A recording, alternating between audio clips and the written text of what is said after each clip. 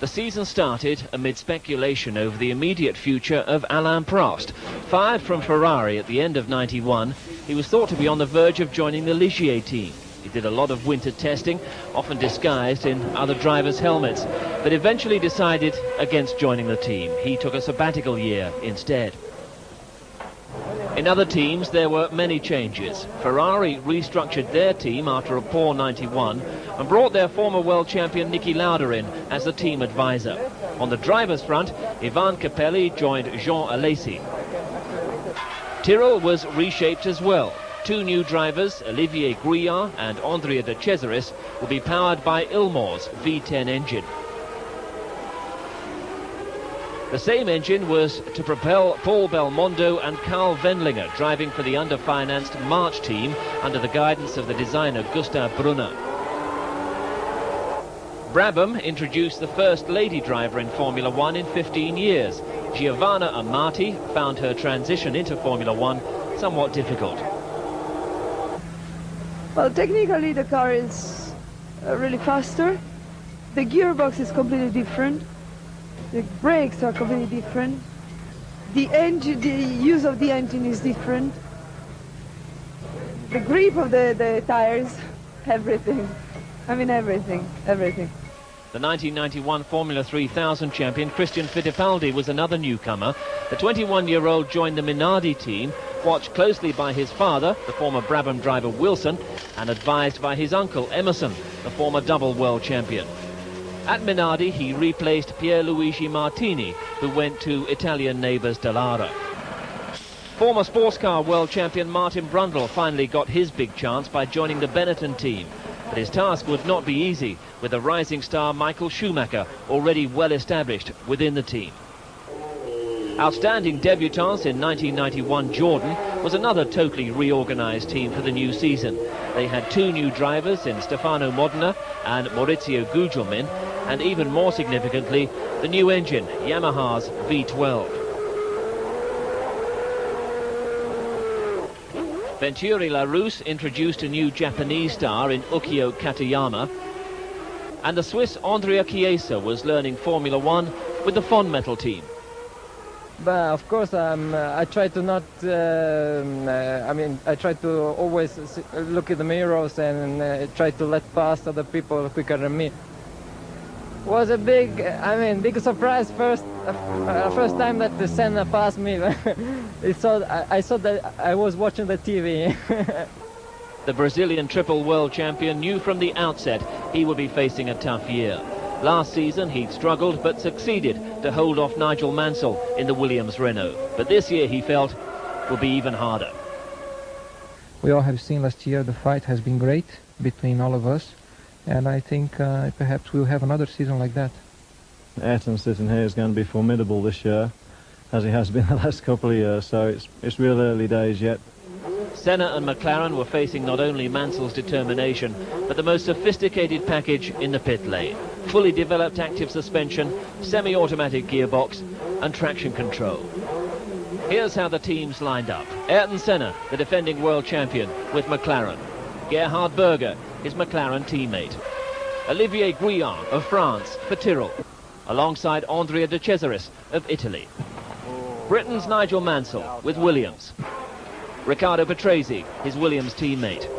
Eric van der Poel and Giovanna Amati, the Brabham lineup. Michele Alboreto for footwork, with Aguri Suzuki of Japan.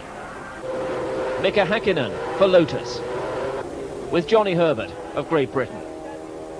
Andrea Chiesa of Switzerland for Fondmetal, alongside Italian Gabriele Tarquini. Carl Wendlinger for March, with Frenchman Paul Belmondo. The battling German Michael Schumacher for Benetton, alongside the experienced British driver Martin Brundle. JJ Leto of Finland for Dallara, with the Italian Pierluigi Martini. Christian Fittipaldi, Minardi. Gianni Morbidelli, his Minardi teammate. The Ligier lineup, Thierry Boutsen of Belgium, Eric Comas of France. Jean Alesi of France for Ferrari, with the Italian Ivan Capelli. For Venturi, Bertrand Gachot of Belgium, Ukio Katayama of Japan. And the Jordan lineup, Stefano Modena and the Brazilian Maurizio Gugelmin.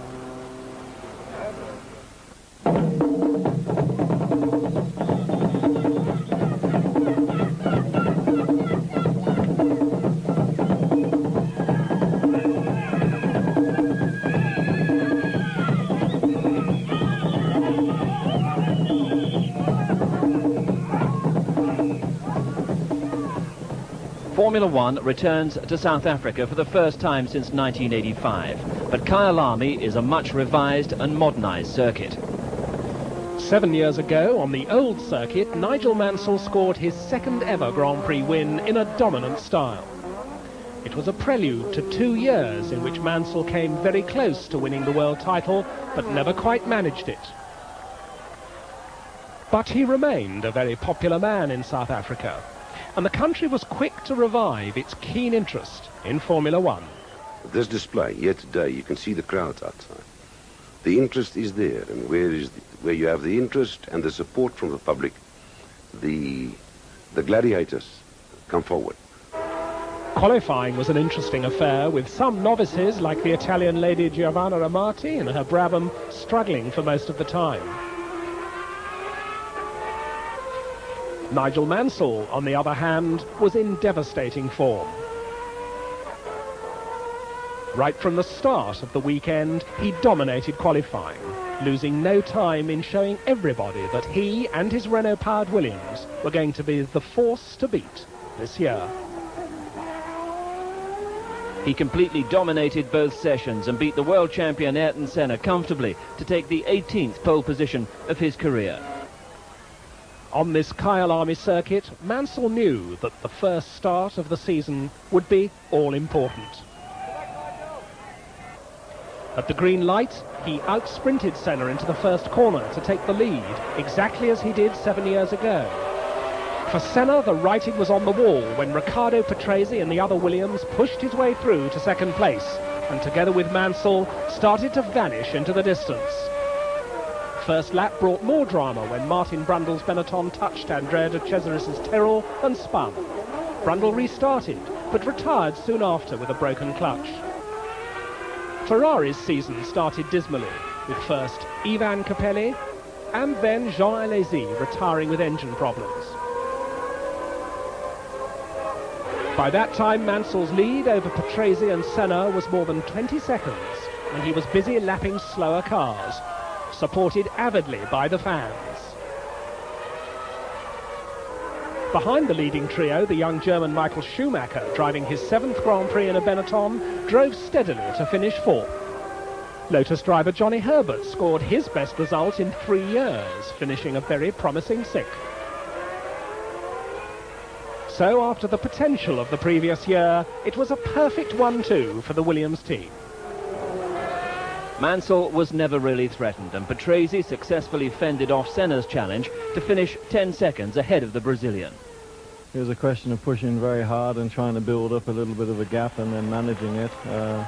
Ayrton was pressuring Riccardo obviously halfway through the race because I was pushing quite hard later on and it was not going away.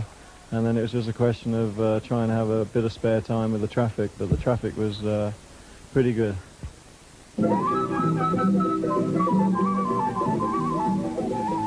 3 weeks later, Formula One crossed the Atlantic and came to Mexico City. Nigel Mansell made an early inspection of the track, giving his thoughts on the Temporada corner. And because it's such a fast corner, it's going to make it mighty dangerous, because if you get on the marbles and you're in 5th or 6th gear, you know, your history, you're going to go off. Mansell survived this nasty moment, but he was open in his criticism of the track. The bumps are terrible and you're fighting for control all the time, and I mean, it's not a nice feeling because it's an accident waiting to happen all the time. Indeed, Senna, who had a major accident here in '91, hit the bump on Friday and lost control.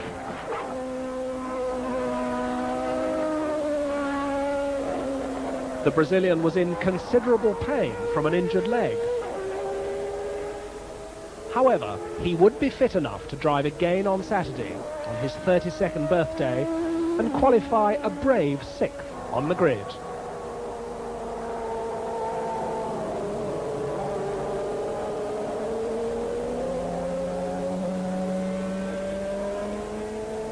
His role of being the main threat to the Williamses was taken on by Benetton and by Michael Schumacher. The team were delighted, and Michael's confidence rose with every lap he drove. Mansell took pole position once again, but this time Patrese was just fractionally slower, and Schumacher was less than a second adrift. With the Englishman having won here 5 years ago, but being beaten by Patrese fair and square in 1991 after a big battle, the race seemed wide open. At the start, however, Mansell pulled away clearly. But in the midfield, chaos reigned as Carl Wendlinger hit Capelli's Ferrari and sent him into the wall. Mansell led into the first corner, and all Patrese could do was watch the tail of the other Williams once again. Capelli, meanwhile, was eager to get back to his pit, as Wendlinger paid a little more attention to the march. Mansell led Patrese, Senna and Brundle. Schumacher recovered from a bad start by forcing Berger out of 5th spot. The German would soon pass Brundle for 4th. And it became 3rd place when Senna's transmission broke on the 12th lap. For more than half of the race, Berger and Brundle bitterly disputed 4th place. The Englishman was in truly inspired mood. And a spectating Senna found it all rather amusing. But Ferrari's star Jean Alesi found the lack of his car's straight-line speed appalling when De Cesaris easily passed him on lap 30. The Frenchman's engine would expire 2 laps later.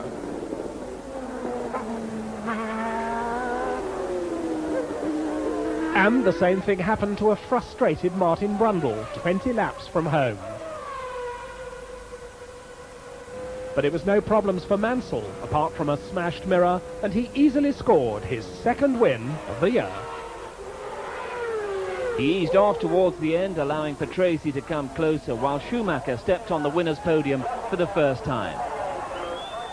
And he adapted well to the role, proving a tough man with the champagne.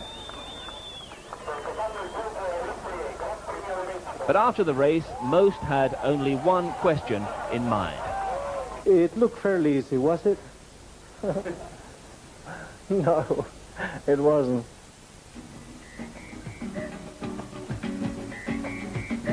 The Brazilian Grand Prix for the 3rd consecutive year at Interlagos.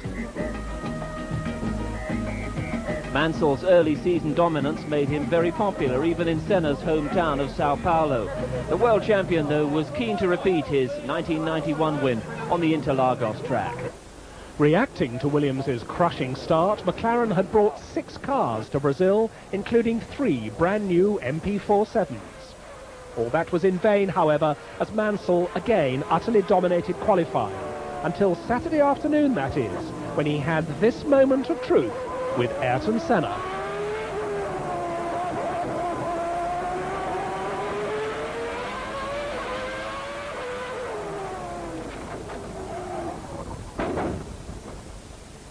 Here's Nigel's version of events. I mean, it's just one of those silly racing accidents that I misread. I thought Ayrton was going to let me through on first the one corner, and then I thought, right, he's speeding up to go out of the way in the other corner, and he pulled right over to the right, and I had enough momentum to slingshot out at the corner. And then, unfortunately, I don't think then he saw me there, and he pulled over, and he didn't leave me any room to come back. So it's just one of those things. Definitely, there was a misunderstanding, but I honestly believe it was his own misunderstanding, his own misjudgment on where to try to overtake and when and so on. I only saw that something happened to him when I was out of the corner already, and it happened under braking at that corner when we were both going slow. So I don't know what happened with him. We never touched, you know, but of course something went wrong for him, and he probably lost the car, and as a consequence hit the wall.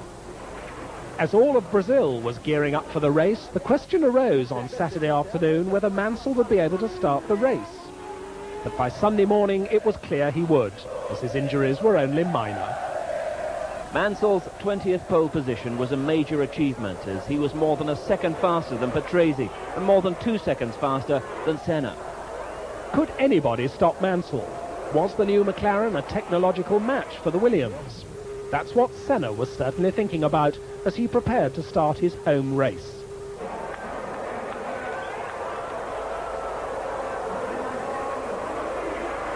For once, Mansell had too much wheel spin, and Patrese reached the first corner leading. Senna started well, but once again he could only watch the Williamses as they pulled away.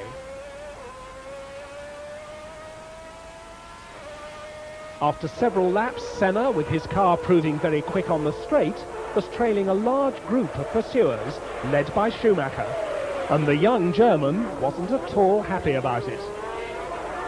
Ayrton was quite slow. I was always quicker than him, but there was no chance to overtake him. And then he started, I would say after 10 laps, he started to play a game, I don't know. He couldn't finish, and he just braked us in the slow corner where no chance was to overtake. In the straight, he just go on the throttle back and drove away from us. And once there was a situation, he let me pass, came in a slipstream and passed me back. Just to do it like this, that somebody else can overtake me, you know. And I'm really upset about Ayrton. I think it is not really necessary for a 3-time world champion to do something like this. It all ended on lap 17 when Senna was terminally stopped by electrical problems, retiring from his second race in a row.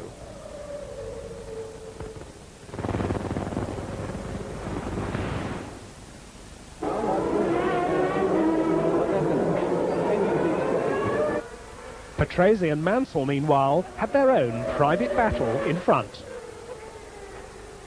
It intensified as they started to lap slower cars, but the championship leader never managed to pass his teammate until the tyre stops. Mansell came in first and was stationary for some 8.5 seconds. This was a second faster than Patrese's stop, and it was enough to give Mansell the lead in the race.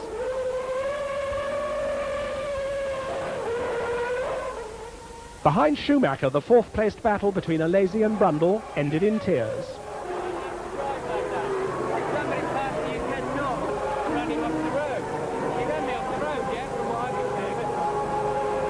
The same spot 6 laps later.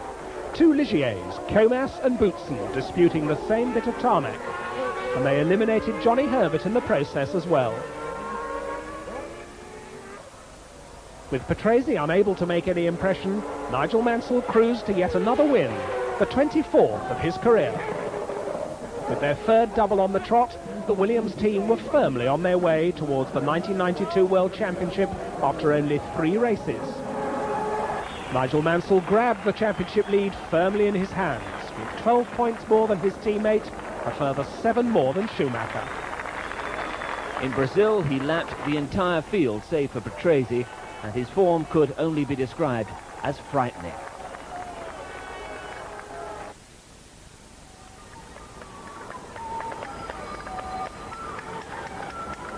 Round 3 in the Olympic city of Barcelona. Normally the country of colour and sun, Spain this time welcomed Formula One with heavy rains that dominated both final qualifying and the race. Predictably, Mansell was fastest on Friday, in a time that turned out to be good for yet another pole position. It rained on Saturday, and the track was half a minute slower. In the rain, the Englishman was not fastest. It was Jean Alesi. The slower track helped to disguise all the deficiencies of his Ferrari, and Alesi skillfully outpaced Mansell and the others by almost a second.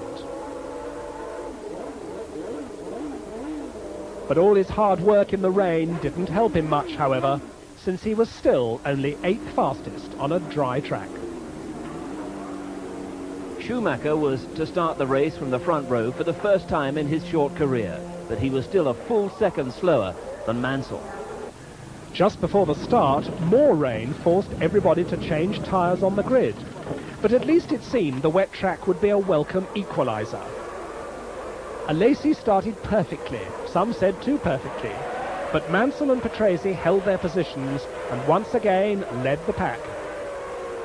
Senna made an untypically bad start and found himself 7th into the first corner.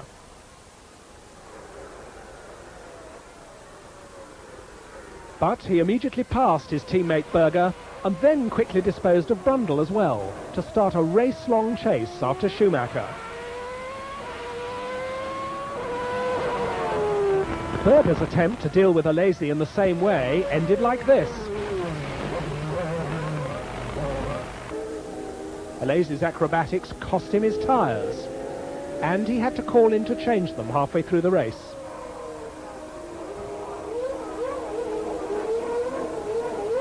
But once the Ferrari mechanics had given him his fresh rubber, his was to be a very inspiring race.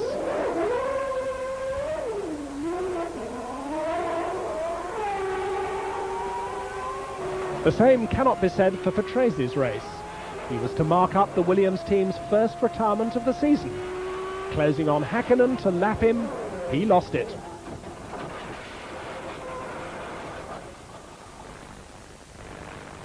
With the Ferrari people watching his every move, Jean Alesi kept on moving up the field, despite occasional hiccups.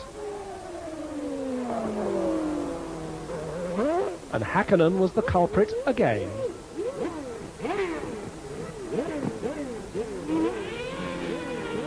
Towards the end of the race, the conditions became so bad that even Senna, a renowned rainmaster, first spun and then crashed for good from his third place. Mansell, however, never put a foot wrong and won masterfully. It was his 25th career win, which put him equal to the great Scot Jim Clark. With 4 wins from 4 starts, he also equalled Senna's record from '91. Schumacher continued his rise and finished second in only his 10th Grand Prix, while Jean Alesi finally gave Ferrari something to cheer about by taking third after Senna's demise. They were wet with rain, and now they could be wet with the traditional champagne. Michele Alboreto gave Team Footwork their best ever result, while Pierluigi Martini scored the first point for Dallara Ferrari.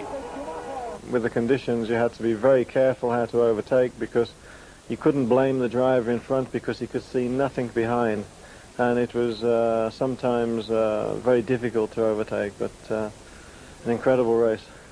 In the points race, Mansell pulled further away from everybody, while Schumacher started to worry Patrese. World champion Ayrton Senna was seemingly out of contention. In the team standings, Williams were by now totally on their own, but surprisingly, in second place, it was not McLaren, but Benetton. Ferrari climbed to 4th. I had a lot of problems during the race, but I think for Ferrari, for Imola race, it was very important to finish on the podium, because all the tifosi in Italy are following Ferrari. Also, of course, all the other drivers and especially Nigel, because he's very popular in Italy. Fans came to Imola in their thousands. There were celebrity fans such as Olympic skiing champion Alberto Tomba and former Ferrari driver René Arnoux. There was Italian film star Dalila Di Lazzaro and fashion giant Luciano Benetton and his former driver Alessandro Nannini.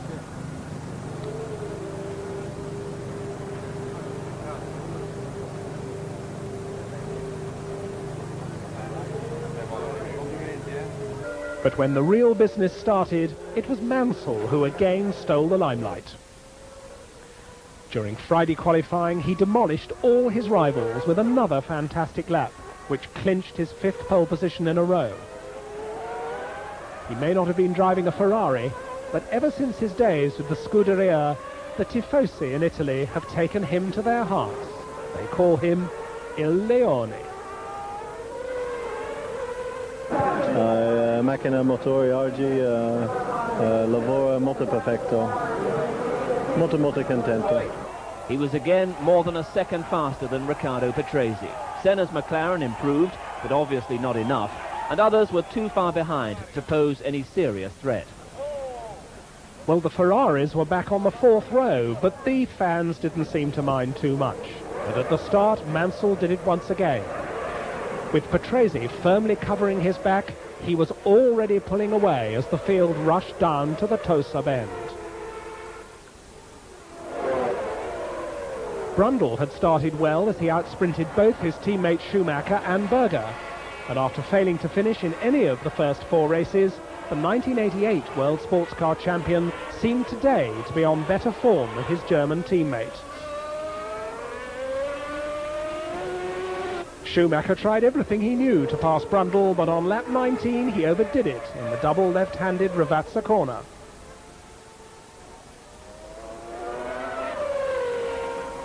He didn't want his day's motor racing to be over, but the damage to his Benetton suspension was too much.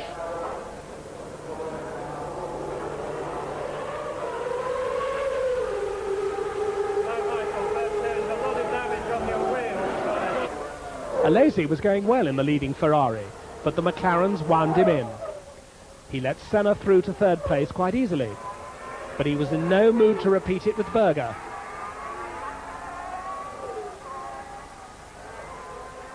To the dismay of the Italian fans, one of the Ferraris was out. It took the marshals a while to clear the track, but they managed it, and the race was not stopped.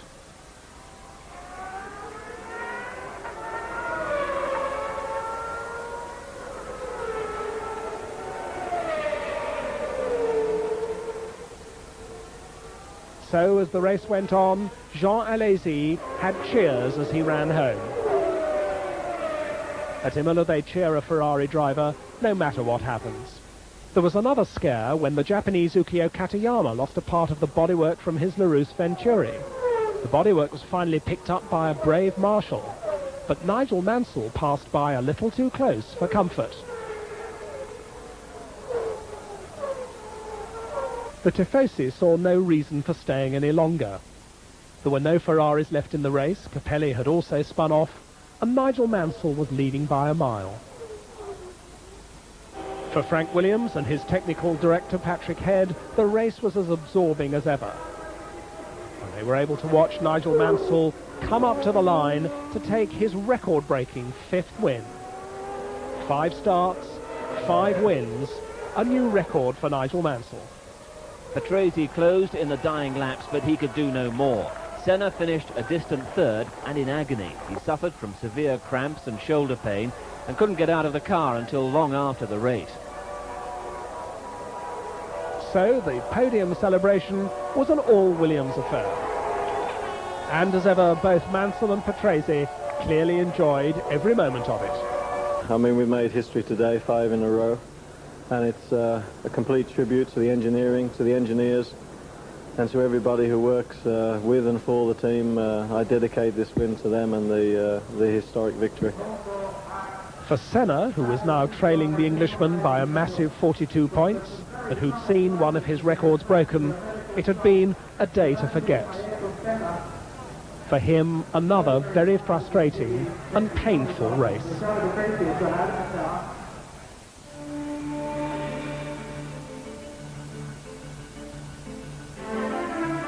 Then it was off to the south of France for the 50th Monaco Grand Prix.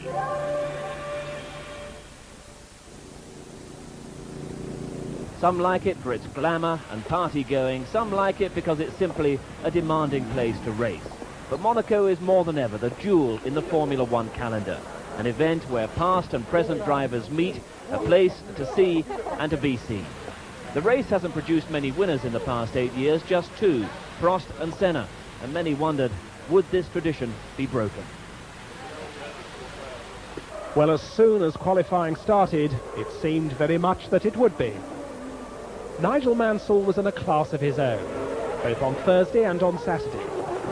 On the track where he'd first led a Grand Prix 8 years before, but where he'd never managed to win, he flew around at shattering speed. On this toughest and bumpiest of circuits, he took full benefit of his car's active suspension. Both he and team owner Frank Williams were thrilled afterwards. I used both my new sets of tyres, and I didn't think it was possible to go quicker. And I went out on my first set of game because that had the fewest laps on, and I actually got a clear lap, a totally clear lap, and I just hung it out everywhere. And I put it together, and it popped up 19.4. I mean, what can I say except I'm elated. Again, Mansell was almost a second faster than anybody else. Senna was 3rd, on the track where he'd lost only once since 1987. Going to the grid a little late, in company with his brother, Senna looked almost confident. It was quite the opposite with Mansell. But for the Englishman, it was business as usual from the very start. Senna elbowed past Patrese into the Santa Vote corner, but he could do nothing about Mansell. Up the hill to the Casino Square, Mansell had already started to pull slightly away.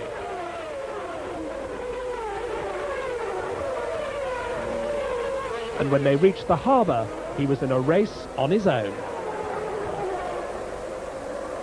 Up until 8 laps from the end, it would be like that. Mansell leading comfortably, Senna trying to stay in touch just in case. He knew well that anything could happen in Monaco.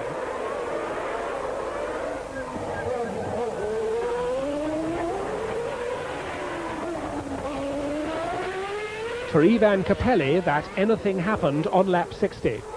He lost it just before the Rascasse, and it was yet another bitter disappointment for the Ferrari driver.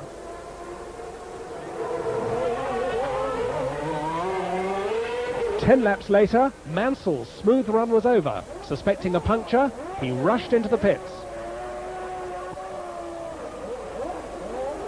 We had a longer pit stop than normal, and as I came out the pit I could see Ayrton go by, and I knew then that the race was probably lost, but as you can see from the last 10 laps we gave it everything we could and more, and his car was just too wide to get past. Once the last 5-6 laps I realized I was in the lead. I had nothing else to give. The tires were completely worn out. They were good for the whole race, but they were worn out at the end. There was no grip. And he had new tires. He was coming for everything. So I knew he would be in for a major one the last 3 laps. But it was exciting, but very difficult because he was several seconds faster than me for every lap. And I had no grip to put the power down, so it was like on ice driving around. And fortunately, I think we were only 3 or 4 laps that way. It was an unexpected, thrilling finale to the race that had seemed to be over. Senna's Honda engine seemed to have just enough power to keep Mansell at bay on the straights. And it's never easy to pass Senna in the corners, especially at Monaco.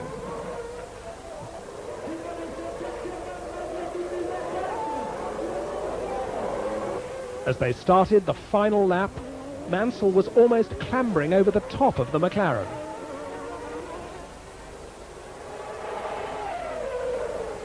Into Santa Vote. Up the hill towards Casino Square.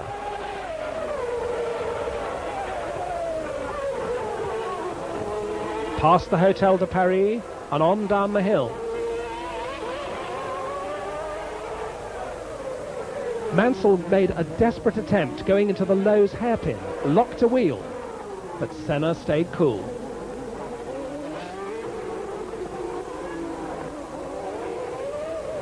Under the bridge and into the tunnel for the final time. Still Ayrton Senna blocked Nigel Mansell's every move. Down to the chicane, Mansell was sliding all over the road, almost hitting Senna's gearbox, but to no avail. Now down to Tobac. Then past the swimming pool. Not much time left now, as Mansell looks one side then the other, and they're down to the Rascasse for the final time. Mansell trying every possible trick, tries to go in wide to come out tight. Senna's there blocking every move. Honda power held off Renault power down to the flag, and the race belonged to Ayrton Senna.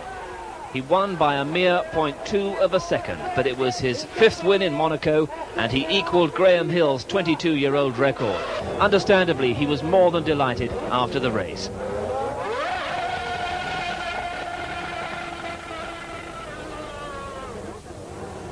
Not only had he finally won a race, but he'd also stopped that demolishing winning streak of Mansell's. As for Mansell, he'd lost another Monaco, but his championship lead over his nearest rival, Patrese, had actually increased to 28 points now. From Monaco to Montreal, the Canadian Grand Prix. Fresh from his Monaco triumph, Senna let it be known that he was back into challenging, winning form. He dominated the Friday qualifying session, leaving Mansell only 4th fastest. On Saturday, Mansell was faster than Senna, and faster than everyone else. But the track was now considerably slower, so that Senna was fastest overall. And he was watched by 2 interested guests at McLaren, Mario and Michael Andretti. Senna clinched the 61st pole position of his career, and for the sake of the 1992 World Championship, everybody hoped he would increase his points score here. Most unusually, Mansell would start the race from the second row of the grid. It promised to be very interesting. The top 5 qualifiers were covered by less than a second. So to the race. And at the green light, Mansell started well, but he just failed to pass Senna into the first corner. He tried to do it several times in the first few laps, but Senna calmly employed his Monaco tactics and stayed ahead. Nigel was getting fed up with seeing the back of a McLaren for the second race running. And Senna even eased away a little bit. Meanwhile, further down the field, the Larousse Venturi drivers Gasho and Katayama were involved in a rather destructive fratricidal tussle over 12th place. But on lap 15, Mansell did even worse, crashing out for good. Gerhard Berger saw the whole thing. Nigel tried to overtake Ayrton on the end of the straight, just coming into the chicane before the start-finish line. And, I mean, I was thinking before to do the same with Patrese, but we all know that it's very dirty inside, and if you go brake later, you have a good chance to go straight over the thing, and that's exactly what's happened. He tried to overtake him, Ayrton brake late, he tried to brake later, it was dirty, and he went straight over the chicane, and he spun, and he went in the wall. Mansell stayed in the cockpit of his car for a lap, and showed Ayrton Senna what he thought about the incident as the leaders went by on the next lap. Knowing Senna was now free to take the win as he wished, Mansell was not much in a mood to discuss the matter with journalists. But he needn't have worried. Senna's hopes expired some 20 laps later as the Honda's electronics failed. Before the season was half over, what was left of Senna's World Championship chances now seemed definitely lost. But the Brazilian was still better off than Ivan Capelli.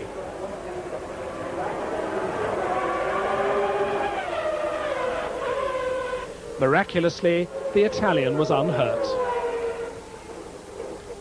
And what could have been a fine 5th place for Katayama ended up in fire and smoke when his engine blew up just 8 laps before the end. Karl Wendlinger, however, made it to the end and scored a 4th place, his best ever result, and a big encouragement for the underfunded March team. But there was an even happier Austrian at the front of the race. With Patrese dropping out soon after Senna, Berger was the only survivor from the top 2 teams. Gradually pulling away from Schumacher, he scored his 6th Grand Prix win despite gearbox problems. A great day for Austria. Alesi was again on the podium, albeit due to others' misfortune this time, and De Cesaris repeated his 5th place from Mexico.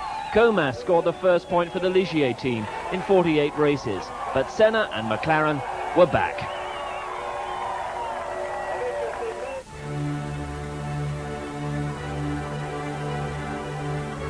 After 2 consecutive wins by McLaren, the return to Europe was eagerly awaited, even despite the French lorry drivers' blockades. Some of the Grand Prix stars, including Michael Schumacher, used their time just before the French Grand Prix to look inside some of the marvellous castles in the region around the Magny-Cours circuit. On the circuit itself, past and present FISA presidents were keen to help the Ferrari team back into a winning mood. But on the track itself, Nigel Mansell was brushing aside his Canadian mishap and topping both qualifying sessions to take his 7th pole position of the season. Patrese was second once again, and Senna was once more way off Mansell's time. Schumacher was fifth, not too far away from the McLarens. The Germans shared everybody's concern just before the race. Heavy clouds gathered in the region, and it seemed inevitable it would rain later in the afternoon. At the start, however, it was dry. Patrese made a perfect getaway and led the field through the first lap. For the first half of that first lap, everything was fine. But then, on the approach to the hairpin, two separate accidents happened. Still Patrese leading Mansell and the two McLarens. But Schumacher was getting impatient. First, Schumacher hit Senna, eliminating him on the spot. And then Gachot, Wendlinger and Gugelmin all crashed into one another, adding to the confusion. Here is how Schumacher saw his crash with Senna.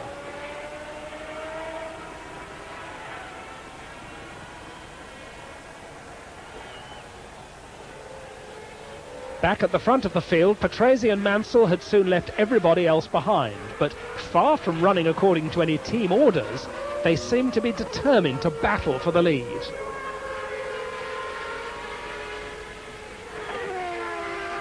The leaders were eagerly watched from the sidelines by their greatest rivals. Berger had retired 9 laps after Senna with engine problems. They enjoyed their pastime until rain drove them into the McLaren garage.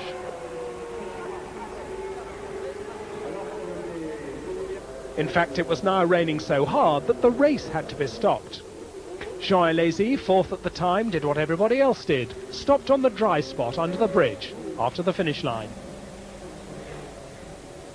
The race was to be restarted after everybody had changed to rain tyres, but in fact the sun appeared and it was to be a dry race again.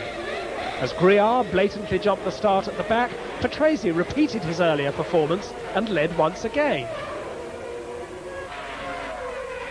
On down to the hairpin, Mansell was closing and he went past. But he also went a little wide and was passed again. Schumacher's fighting mood, meanwhile, finally waned as he tripped over Modernist Jordan at exactly the same place where he compromised his race early on. Here's his view once again.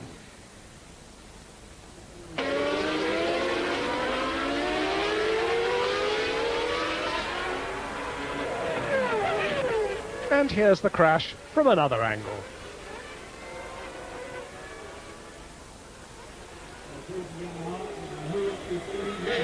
On the next lap, Patrese waved Mansell through. After his earlier resistance, were there now team orders?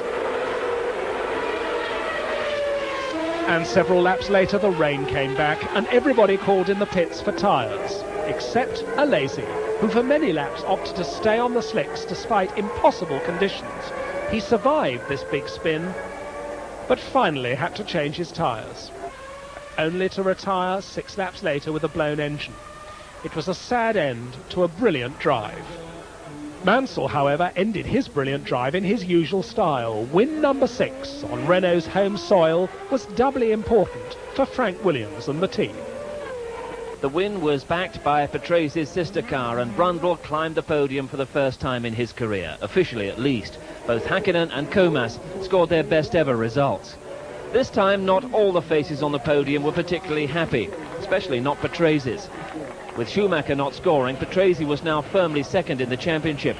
But more importantly, Mansell drew further away into what now seemed an uncatchable lead. In the team standings, Williams was of course in total control, but McLaren was again ahead of Benetton, if only slightly.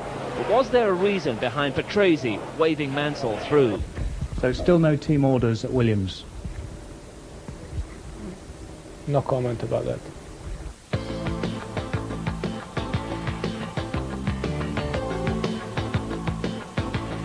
For Mansell, Silverstone was always going to be the highlight of his dominant season.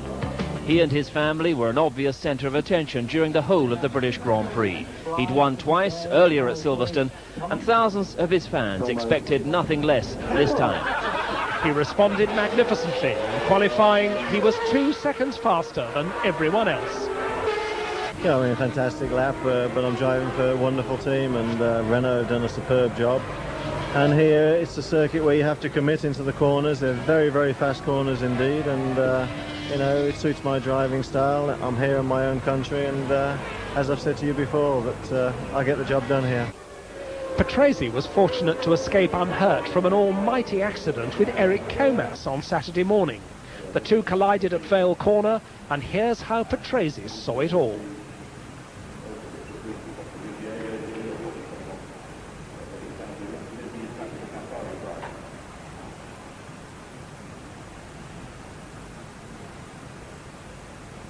Senna was third fastest again, but almost 3 seconds behind Mansell this time, while Schumacher squeezed into row 2, pushing out Gerhard Berger.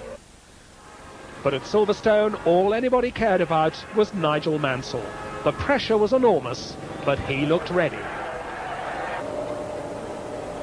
At the green light, Patrese again started better and led into Cox Corner.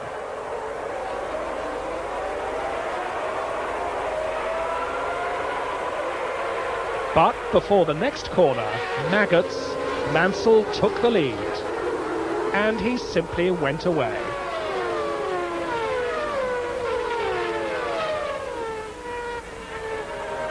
Right from that first lap, his determination was enormous, and as others fought for lesser placings, he made sure nobody else should even think of coming close to him.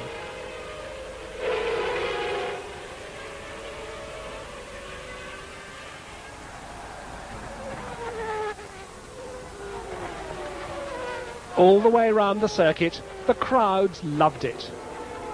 And on every lap they showed their appreciation as their hero passed by. Behind Patrese, the real battle was raging for third spot between old Formula 3 rivals Brundle and Senna. Nigel Mansell made his scheduled tyre stop, and it wasn't a quick one. The Williams mechanics took almost 12 seconds over it. But it wasn't a problem. And when Mansell rejoined the race, he was still in the lead. Seven laps to go, and Senna's gearbox failed just after he'd managed to pass Brundle. Team boss Ron Dennis was not impressed. It was another bad day for McLaren. But as the marshals pushed the McLaren away, the crowd didn't seem to mind too much.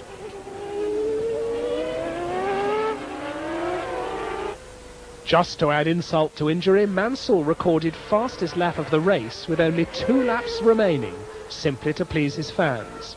He was invincible, and he knew it. And the place where he most wanted to show his superiority was here at home in front of the Silverstone crowd. Senna had to acknowledge that he was invincible too, as he watched the last few laps. Just before the end, Mansell lapped for the 4th time Damon Hill, the son of the late Graham Hill. Hill, a Williams test driver but here in a Brabham, would finish his first Grand Prix in 16th place. And with his fans already celebrating, Mansell started to salute them before the end. Nothing would go wrong this time, and this would be his 7th victory of the year. It was also his 28th Grand Prix win, and he'd now surpassed Jackie Stewart as the most successful British driver ever. The huge Silverstone crowd would not have accepted any other result.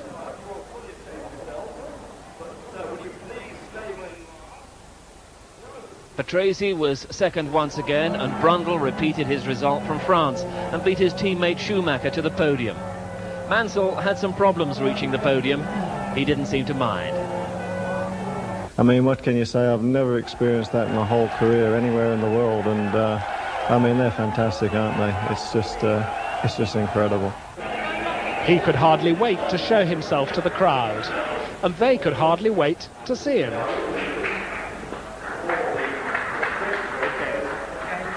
Take the lead now.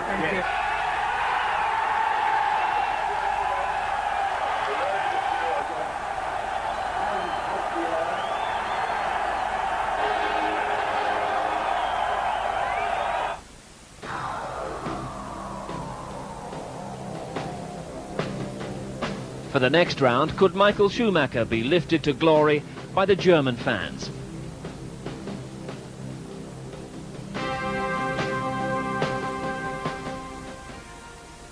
But his weekend started badly, going off soon after the start of qualifying.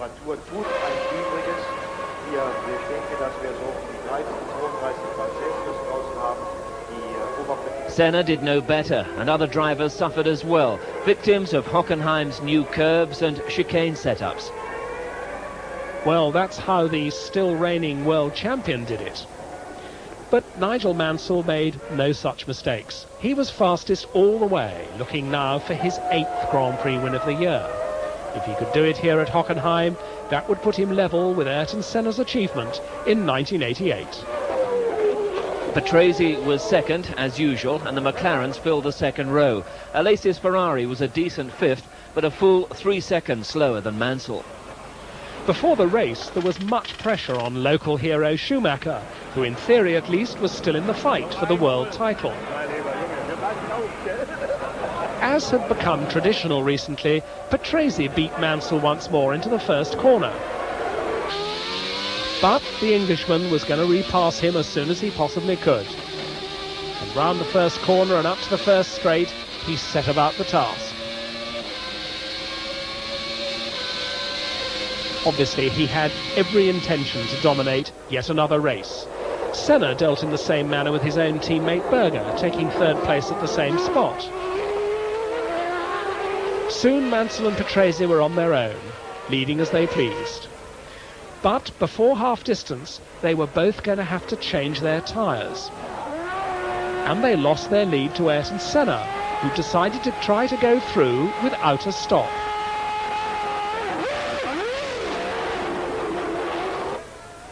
Mansell caught the Brazilian quickly enough, but Senna proved difficult to overtake. His Honda engine was almost a match for the Renault, and his braking was as late as ever. It's one thing to catch up with Ayrton, but just as in Monaco and Canada, it's another thing to get past. And almost like Canada, Nigel nearly threw it away. Well, I mean, we're both side by side and slipstreaming well over 200 miles an hour, and Ayrton left his brake in real late. I left mine quite late, and we almost both didn't make the corner. And I thought at one time, because his back end really stepped out, I thought maybe he's going to go real sideways, so I gave a bit more room and then slid wide myself. It was interesting, but I mean, Ayrton's a great racing driver, and you know, he doesn't let anybody pass easy. After passing Senna, Mansell started to pull away once again.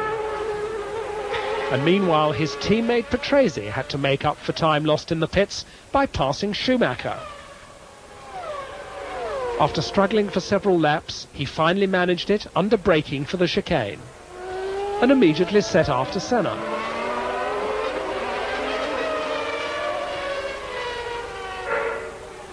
Having caught the Brazilian, Patrese tried everything to go by, but to no avail. Then on the last lap, with Mansell only a few seconds ahead and visibly slowing, Patrese put everything into one last attempt to outbrake Senna into the stadium. But he failed dismally and lost everything.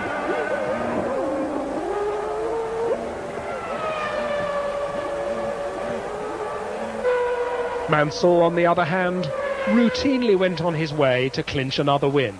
He wasn't in trouble, he was just taking it easy. He finished just 4.5 seconds ahead of Senna, but it was enough for win number 8.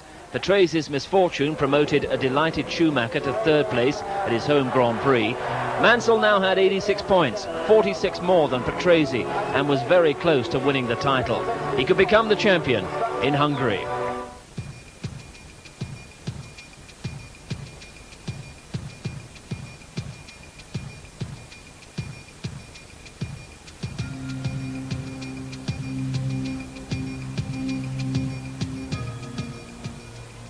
In qualifying on the twisty Hungaroring, Patrese was, for once, faster than Mansell.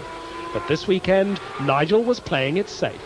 Still, Mansell was not far behind, and he was still more than half a second faster than Senna. Schumacher again completed the 2nd row. To win the title, Mansell needed to win in Hungary or to finish 3rd if Patrese failed to score. It looked easy, but the pressure was now really on. Patrick Head knew all about it. 3 drivers had won titles in his cars earlier. Jones in 1980, Rosberg in 1982, Piquet in 1987. Mansell knew it was his turn finally. Would he make it this time?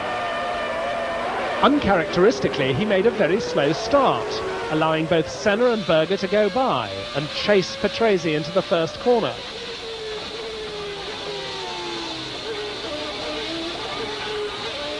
Fourth place wouldn't be enough to get the championship today.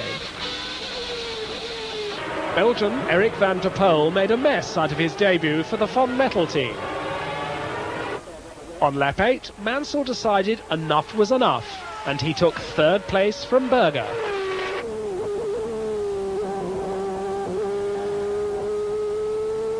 He was now after Senna, but the Brazilian, predictably, proved more difficult to pass.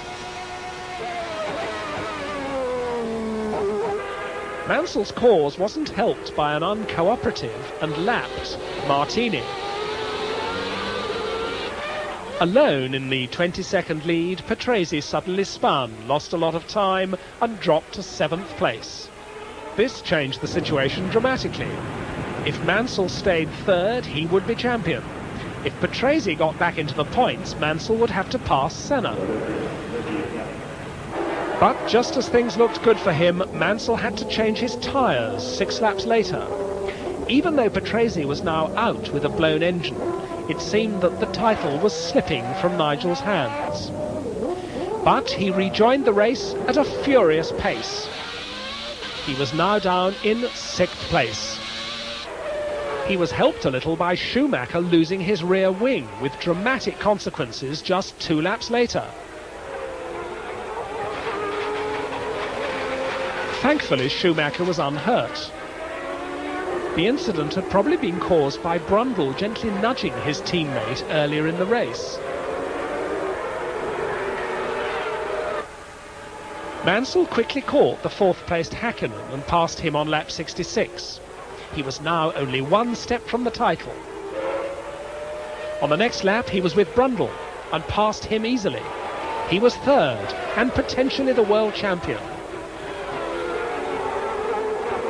But just to be on the safe side, Mansell decided he should pass Berger again. He did so, just, and he was now 2nd. Senna, in the meantime, cruised safely to his 2nd win of the season. Victory for McLaren. But Mansell finished his 176th Grand Prix race some 40 seconds later with a 2nd place that was enough to clinch him his first World Championship after 12 years of trying. A proud moment for him and for the team. And Roseanne Mansell was congratulated by Peter Windsor.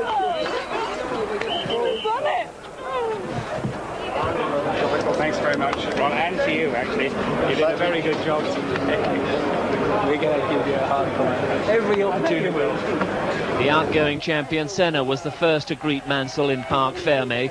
The Brazilian scored his 35th Grand Prix win after a fine race. His teammate Berger kept Brundle and Häkkinen at bay to finish 3rd, but Mansell was the champion. Yeah, I mean, what's more important is all the fans out there and all the supporters for the years, and especially my country, and that this is all for you.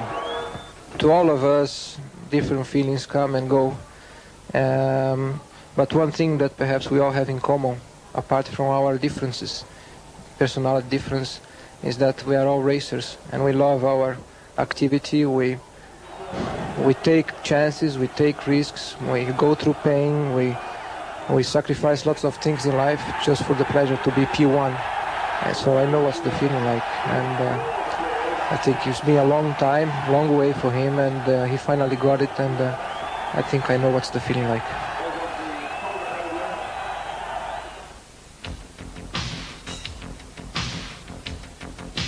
The driver's title was decided, but the championship continued. Spa welcomed Formula One with some stormy weather, but not all the Grand Prix weekend had been like this. Friday morning was nice and sunny, but not for Eric Comas, who crashed heavily in the fast Blanchimont sweep before the pits. Ayrton Senna was the first to reach the scene of the crash, and he rushed to help the motionless Frenchman.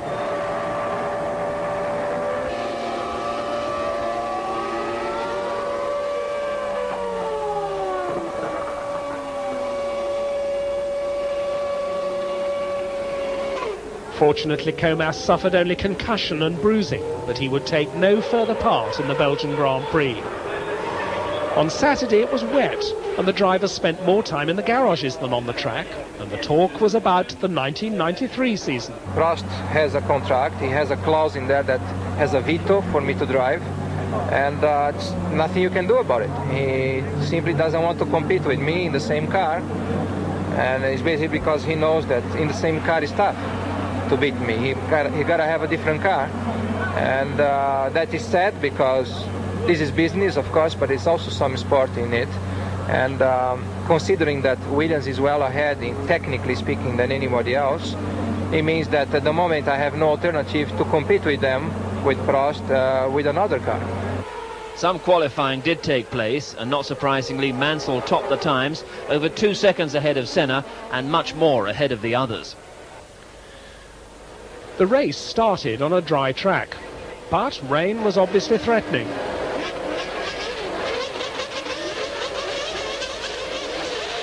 At the green light, Mansell led Senna away. But further down the grid, the man who wasn't moving was Gerhard Berger. He never managed to move his clutchless McLaren from the line.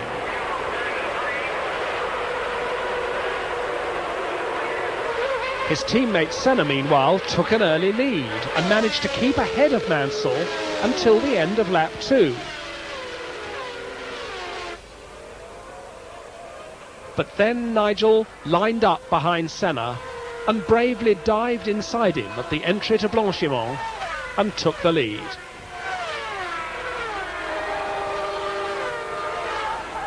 As it started to rain quite heavily, Patrese followed suit and passed Senna for second place.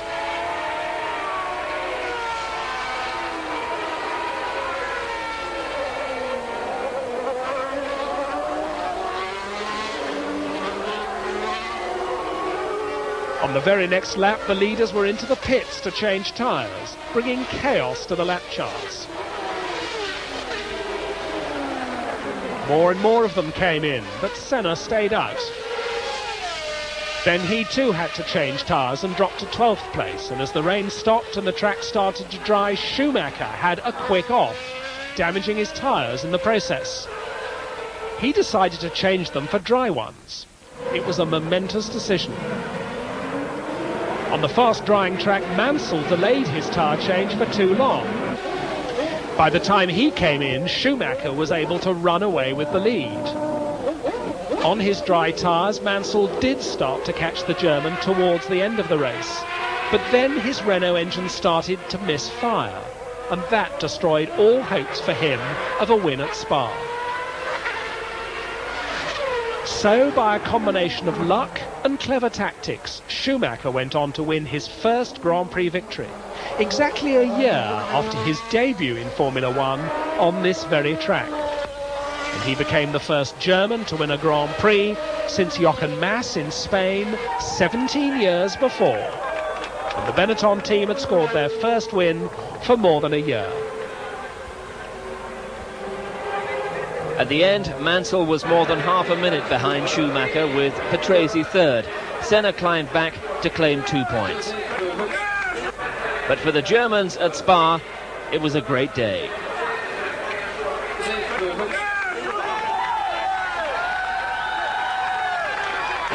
I really can't describe it. I mean, it's something crazy. But I really have to say, in the whole weekend, I felt that we quite good. And I don't know why, but when I was in the motorhome today, I thought I'm able to win this race. But then I was actually in the race. I was just in third and fourth position, and I thought, I think my dream doesn't come up. And then suddenly the situation changed. I went in for dry tires, and it was absolutely at the right moment, and I could win the race. The world champion further increased his points lead after this race, but the battle for the second place now truly intensified, with Patrese, Schumacher and Senna all with good chances. The Williams team clinched the Constructors' title with the 10 points earned in Spa, but here as well, the runner-up spot was wide open.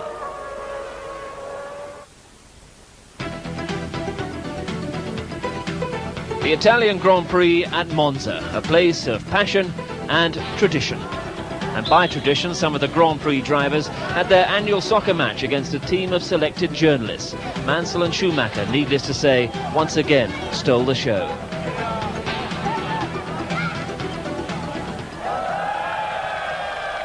With speculation about his Formula One future reaching wild proportions, Mansell caused a minor sensation on Friday when he had a very public chat with McLaren's boss, Ron Dennis.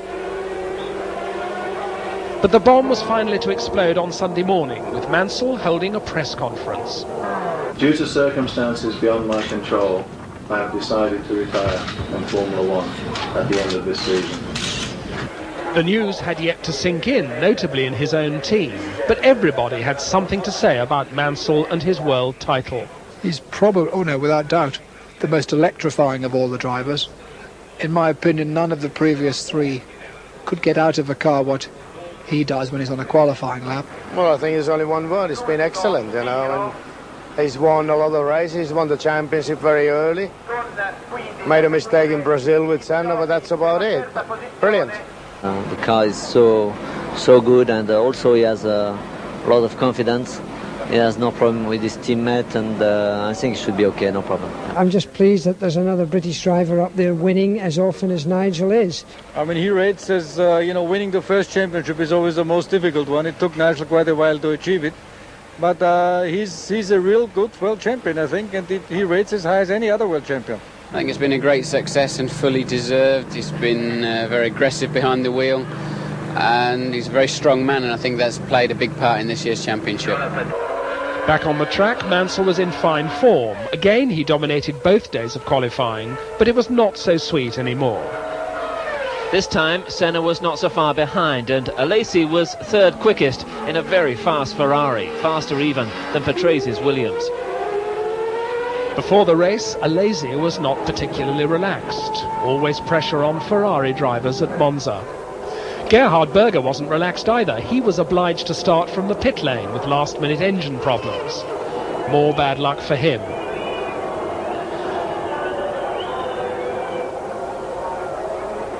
But at the green light, it was Mansell who finally led the race away, while Ayrton Senna quickly disposed of Jean Alesi.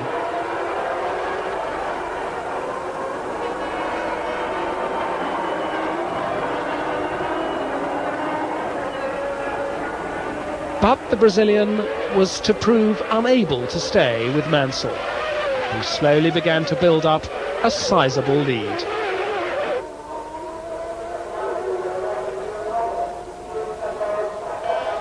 Behind him, on lap 14, Patrese caught Senna and smartly outbraked him into the first chicane.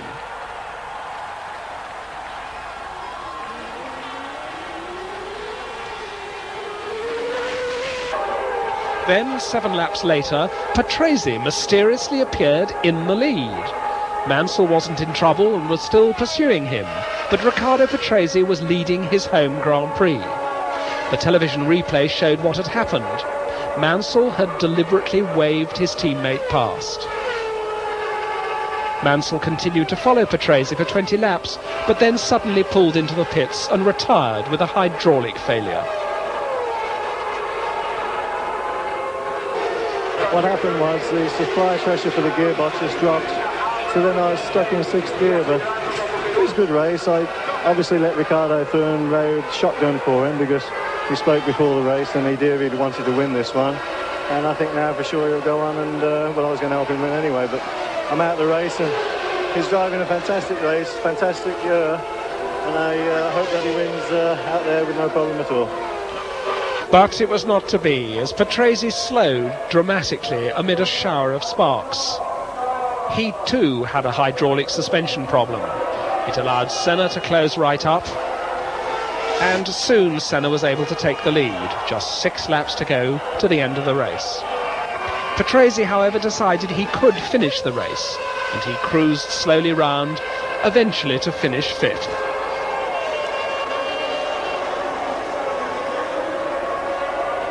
So Senna scored his 3rd win of the season. He was lucky. but he was always close enough to the leading Williamses to be ready if anything happened. Brundle was second yet again, and Schumacher was a splendid third after having to pit early on and replace a broken nose cone. I'm very happy with my own race because I believe that with the car engine combination we had for us here, it was the very best I could get out of it today during the race.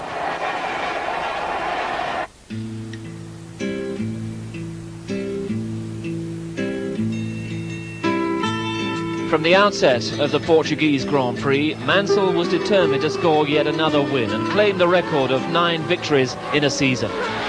Again, he dominated the qualifying, and again by staggering margins.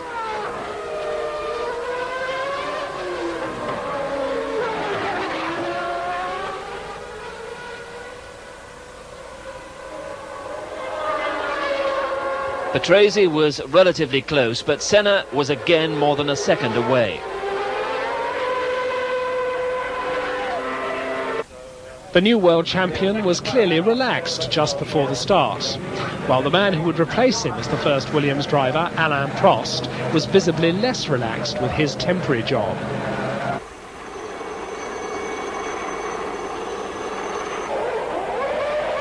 Green light. And once again, Mansell ruthlessly led the field. Patrese briefly stayed with him down to the first corner. But then Mansell started to pull away from his teammate.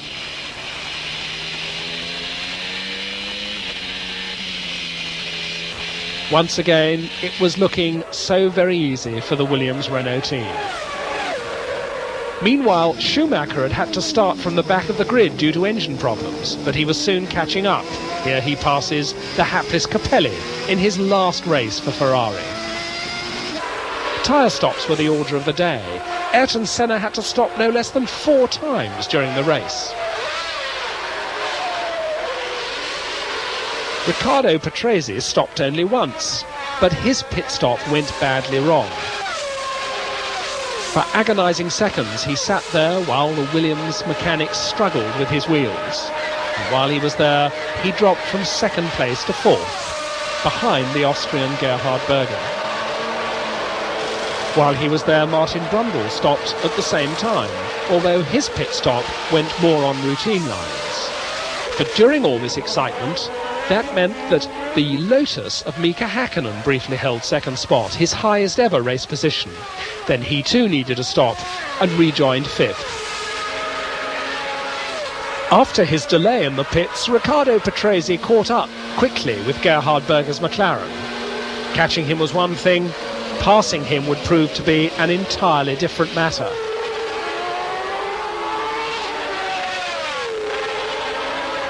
For several laps, the two were glued together in their battle. But awaiting Patrese was potentially the worst accident of his career.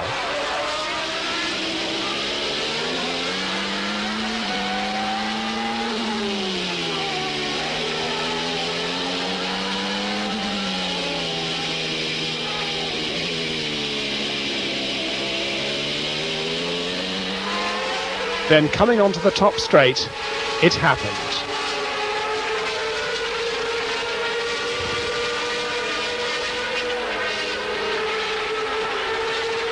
Berger saw it this way. I couldn't say that it was my fault, I couldn't say it was Riccardo's fault, it was just a misunderstanding. He went out from the last corner. I mean, you cannot put up the hand in the last corner, you have everything to do, you have both hands on the steering wheel. And I went out and straight away, when I come out, I positioned the car straight away in the middle and to go into the pits.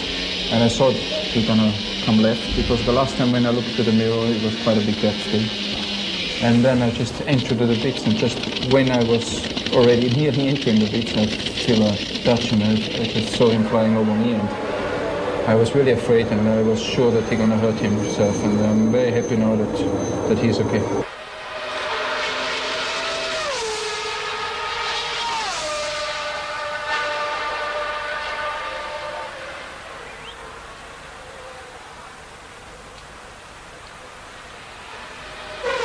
Patrese survived the crash badly shaken but completely unhurt. It was another testimony of exceptional solidity and strength in a modern Formula One car.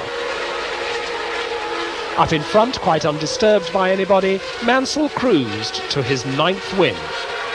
It was another record in the Mansell book. Berger eventually finished second, the only one who escaped being lapped by the winner. Senna's 3rd place also pushed him into 2nd place in the championship, albeit some 58 points behind Mansell.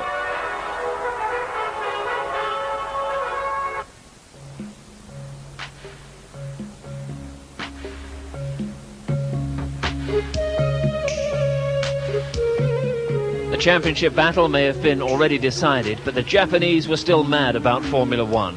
This year there were 7 million applicants for the 150,000 available tickets. The qualifying was limited to Friday only due to heavy rains on Saturday, and Mansell was fastest again, despite this spin. It was his 12th pole of the season, inspired no doubt by the presence of rock singer Kim Wilde in the Williams garage. On their last showing on their home circuit, Honda, pulling out of Formula One after the Australian Grand Prix, suffered heavily from the Mansell-Williams-Renault combination. Senna was trailing by more than a second, but that didn't affect his mood or his popularity in Japan.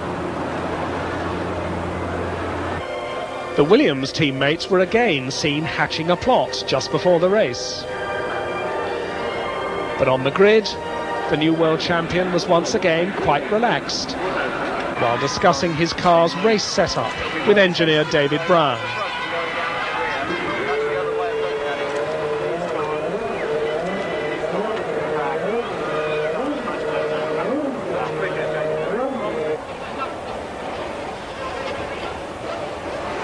Mansell seemed to have come to grips with his starts now, because once again he led Patrese away at the green light. 2 Williams Renaults, 2 McLaren Hondas, Schumacher's Benetton and Johnny Herbert up in 6th place in the Lotus, just ahead of teammate Häkkinen. Further back, Capelli's replacement at Ferrari, Nicola Larini, had to be push-started after stalling the engine on the grid. Senna's race lasted less than 3 laps. His Honda engine seized while he was lying 3rd, not what the Japanese wanted to see in their home Grand Prix. And Mansell went on to build up a handsome lead over the first 20 laps and looked all set for another win. While Ayrton Senna could just watch it on TV. His teammate Berger ran well, but had to pit for fresh tyres twice in the race. And Schumacher lasted only 13 laps before his gearbox packed up.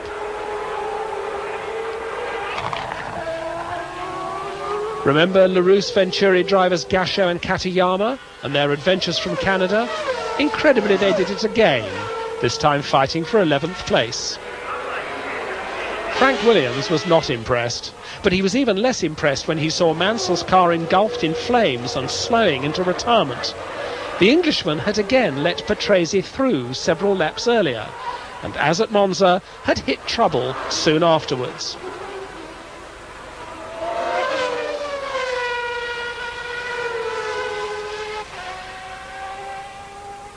Patrese was now on his own, but Häkkinen's Ford engine blew up. He'd been lying 3rd at the time, just as his Lotus teammate Johnny Herbert had been when he retired earlier. Mansell had just enough time to return to his garage and change before the end of the race. But this time Patrese did keep going. His car held together and he finally won his first race of the season.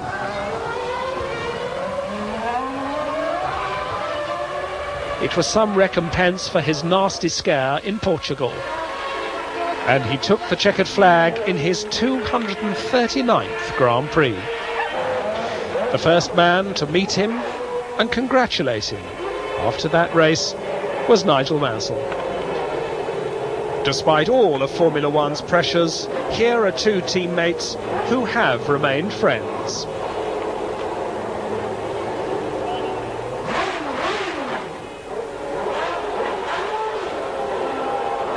Berger finished second and gave some consolation to Honda, while Brundle was on the podium once again. But Patrese was a relieved winner. I was very scared that something could happen to me again, like it happened to me in Monza. So really, also if they were easy, they were not so easy in the end, the last 6-7 laps. The final stop for the championship, Adelaide, Australia.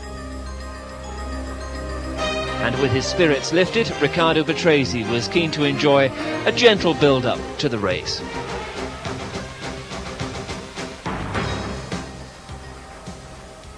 Brighter, more relaxed than most other races, and always colourful, the Australian Grand Prix has always been eagerly awaited at the end of the season. And among the famous spectators, motorcycle champion Wayne Gardner was there too, visiting Lotus. For Nigel Mansell, this year's race was going to be very special. His last Grand Prix, at least for a while. He took it as seriously as any other and duly clinched his 13th pole position of the season.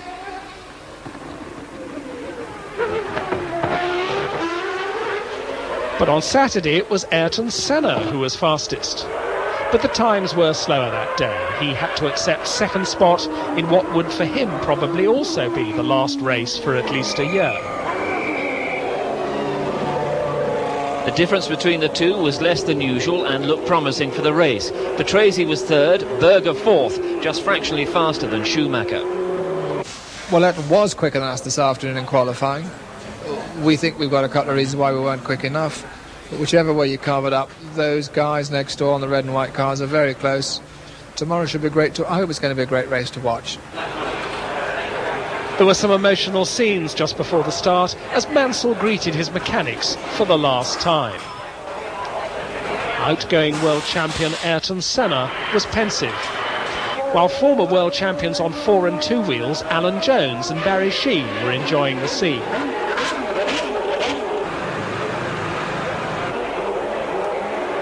One by one, the cars came up to their grid positions. It had been a long, long year, and this would be the 16th and final start. Come the green light, Mansell never allowed Senna to edge ahead and cleanly took the lead. And in the midfield, Griard spun and promptly collected the luckless Martini into an early retirement.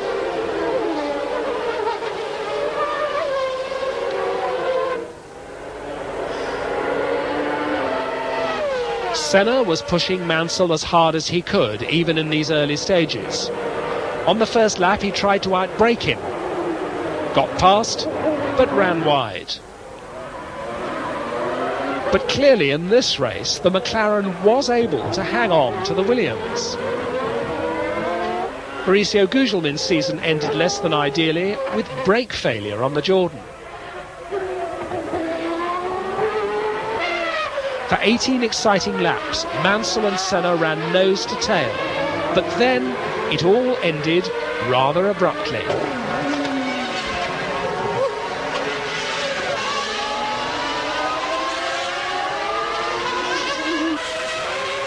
Mansell's race engineer David Brown took it hard. It didn't seem a fitting end, or even a fitting temporary break for two fine careers. Here's the replay of the crash that was sure to ignite various interpretations.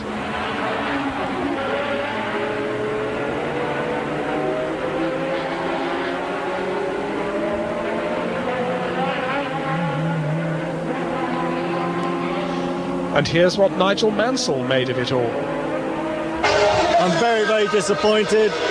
I had everything under control. You can't do any more than lead the race from the start until the point where you're taken out.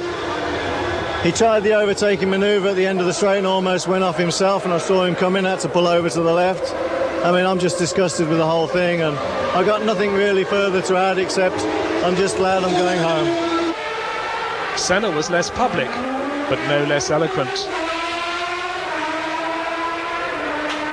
Suddenly, the second drivers, Patrese and Berger, were disputing the lead, and almost in the same way as their team leaders.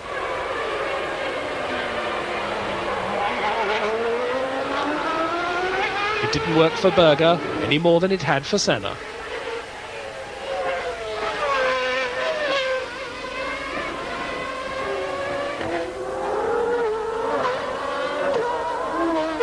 And De Cesaris's good season with Tyrrell ended like this, while Patrese lost a healthy lead when his fuel pressure dropped on lap 50. Thus Berger inherited the lead, just as in Canada. But this time he had Schumacher chasing him hard to the flag.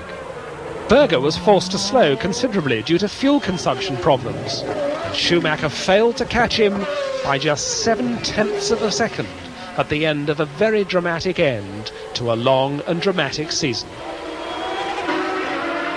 Honda thus won their last Grand Prix, and both Benetton drivers finished on the podium once again. But for Berger, a second win in Australia. Today, of course, it hurts a lot, because to leave somebody where you just win a race, it's always a very difficult thing. But I'm going to have a big party with my boys today and have some fun. So Mansell almost doubled the points of the championship runner-up, who in the end turned out to be Riccardo Patrese. Schumacher pushed Senna from third place, and Berger almost caught up with his teammate. Among the teams, McLaren finally overtook Benetton, but the latter managed to score points in every race of the season, the first time that's been achieved since 1963. After Australia, some had a rest, but most went on working hard. For the new season starts off in February, once again in South Africa.